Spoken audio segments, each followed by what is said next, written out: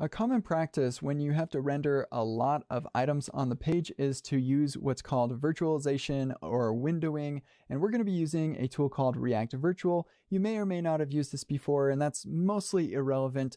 Mostly what I want you to get out of this exercise is the understanding that just because you have a ton of stuff that you need to display to the user doesn't mean that you actually have to render all of the stuff at the same time if it's not all actually in the visible space for the user to interact with. For example, our list here, we're only showing about 20 of these, but we actually have 16,000 that we're rendering right now.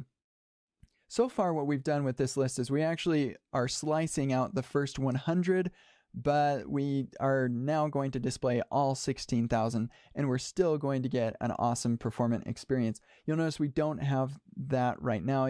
The highlighted index is not getting updated as I'm hovering over this, and that's just because it takes a lot of work to re-render 16,000 items, even with memoization.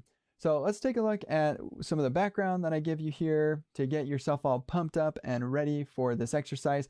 I show you how to use React Virtual so you get an idea of how to turn a regular list into a virtual list. So feel free to explore that a little bit. You can dive into the docs a little bit too if you want to. And then for this exercise, what we've done here, if we come down here to our app, remember we used to have all items and then items was all items.slice. We no longer have that. We're actually taking all 16,000 items and rendering all of those.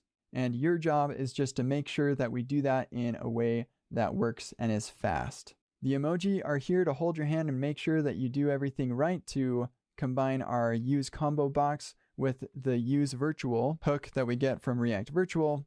And you can absolutely reference this example to get an idea of how to be successful using React Virtual.